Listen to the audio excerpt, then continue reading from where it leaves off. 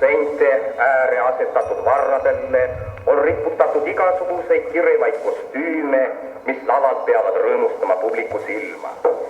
Üks munder on asetatud niinimetatud manekeenile, kus talle antakse veel viimast lihvi. Üks rätsep on parajasti ametis juure lõikamisega.